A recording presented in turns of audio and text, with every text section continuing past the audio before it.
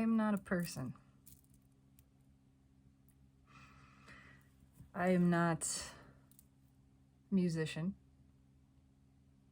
I am not an energy reader. I am not human. I'm not Allie. Not a girl. Not a woman. Not Britney Spears. Not any gender identity. I am not anything. I am no thing. All of these things are just roles. They're just costumes that I put on. The many hats that are worn. But what am I but the one wearing the hat? And even when there is no hat, no role to play, no costume to put on, I am myself. In fact, then I am most purely myself. I am only myself, my essential self. When the roles are relinquished, when the external form-based identity is surrendered and returned, as all form must, to formlessness,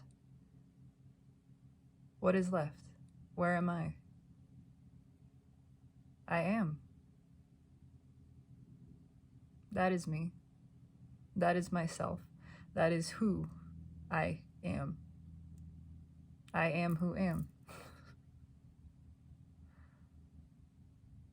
It's all right there. It was never spoken more clearly than in that phrase. And of course, it must be spoken as the I, because it is the I which is experiencing the amness of self. It is I who am.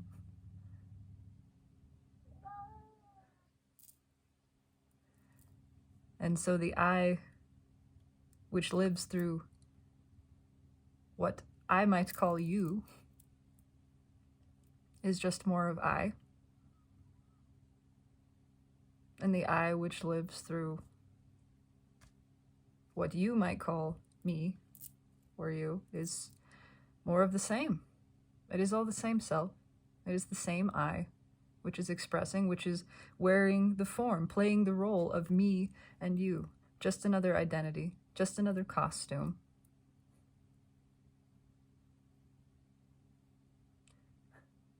And why would we choose to put on those costumes, those roles, the illusion of separation? For the fun of it, for the play, for the imagination, for the experience which that provides of the self. Because how can the self truly know the self without imagining that which is experiencing the self from a different point of view? It wants to see itself from every angle. Of course, it would imagine an angle that is outside of itself. But ultimately, we see in this, it is revealed, it's an imagined perspective. The imagined perspective of that outside the self is not outside the self. It is still within. It is contained within. It is contained within the self, which is formless, which truly at its essence, at its core, is no thing. And because it is no thing, it can be everything. It has the freedom to express through, to flow through, to animate, to experience what it is to be everything, and to put no limit upon that. Furthermore, in fact, even saying something such as I am unlimited is a limit. It's a definition. The second you add definition to your being, your amness, the mind puts it in a box, flattens it, conceptualizes it, locks it away within the concept of unlimited. Because the mind has a concept of unlimited, even though it can't possibly truly comprehend what unlimited is. What unlimited is felt. You can feel the truth of your being. You can't know it with the mind, because the mind intrinsically is a limited construct. You are flowing into the mind. You are that which is animating, inhabiting, informing. So much of the suffering of consciousness in this realm is due to the misidentification with mind as self. But your self is not limited, and your mind is limited. And when you are defined by a limited concept, that which is not you, it never quite satisfies, does it? Never quite serves you. What you are is constantly changing, constantly evolving, constantly growing. You are that which finds a limit and moves beyond it, again and again and again.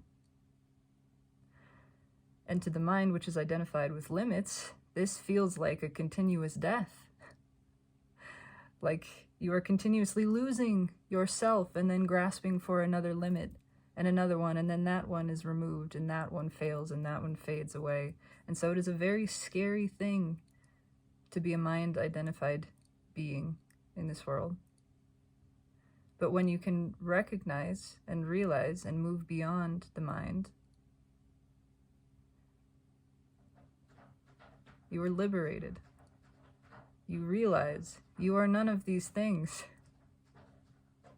You are not the limit. You are that which is continuously moving beyond it. You are undefined, eternally. It is only the placing of definition, of concept, of construct upon yourself which creates the discomfort, the dis-ease. Because then your eternal soul, your eternal being, which wants to expand and grow and explore, is stuck. It is limited. It is bound up. It is imprisoned in this form, this thought form, this physical form which you identify as yourself. And then, of course, when that form fails or fades or changes in some capacity, your sense of self is threatened. There is this feeling, this fear, this deep-seated fear of annihilation, because your self, your sense of self, your identity is wrapped up in a form, which is temporal, ultimately. All of them are. And it creates great suffering. Cat hair. But when we can realize we are not the form, we are that which is flowing through, that this form is but one of many roles we have played, one of many hats, many costumes. There have been many before, and there will be many more. And then the dissolution, the alteration of this form is not so scary. It's not so threatening. It's not such a big deal, because it is not the dissolution of you. You are safe. You are secure. You are eternal. You are being. Your being is perpetual. And it is also perpetually well. It cannot help but be that. It cannot be anything other than that. If your being were not well, there would be no more being. It would already be done. It would not be perpetuated to this point. If that which you are were not eternally stable and secure and good, it would have played itself out already.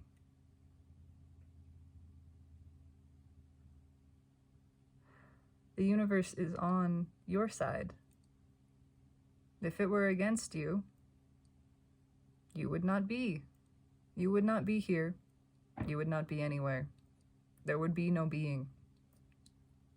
Being is because it desires to, because it enjoys it, because it is able to eternally, because everything that is supports being in its expansion and exploration of itself. When we simply relinquish the external identities, when we remember we are that which is flowing through the form and not the form, then the form is free to come and go. It is free to change, and it is not perceived as a threat to self. It's all a part of the play, the game, the fun, the experience. It is the dream. When you have misidentified yourself with the dream, the end of the dream feels scary. It is perceived as an annihilation. But when you recognize you are not the dream, you are not the subject within the dream, even though there may be a dream self experiencing and seeing and feeling from a very personal point of view. You are the dreamer. And when the dream ends, the dreamer is still the same. In fact, one would say they are more themselves at that moment, being aware that it was all just a dream. They are awake, alive, conscious, fully. And so that is you. You are awake, alive, aware. And it is such a delight to be in the dream, aware of your true place, your true position, your true power as the dreamer. You are still in the dream, but you know.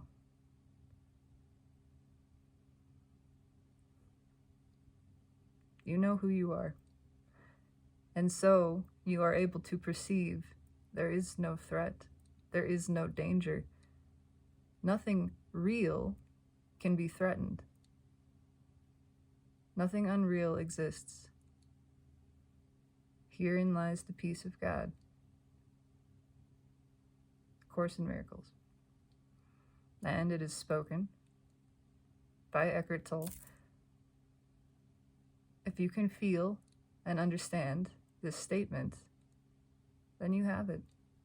You have it. You are liberated. Return again and again to that home, to that truth, where your true peace and joy lies forever, ever is. That is you. It's time for all of self to return home to itself, to return home to the truth and the wellness and the stability of its being, of our being. Let there be peace. Let there be joy. Let there be the empowerment that is yours, is rightfully deserved, that belongs to you, that is you. This is my intention, to express, to share, for the purely selfish desire of it, for the sake of it, and no other reason. But it pleases me to do so. Myself, not this, although this is pleased, but self, the self, aware of itself, acknowledging and delighting that this dream is a beautiful dream, and we are creating it together. And it is high time we started doing it on purpose and molding it into exactly what we desire. Because we can, because we want to, because that's what we're here to do. to be the dreamer, awake within the dream and dreaming on purpose for the joy of it. So may it be. So it is. I love you.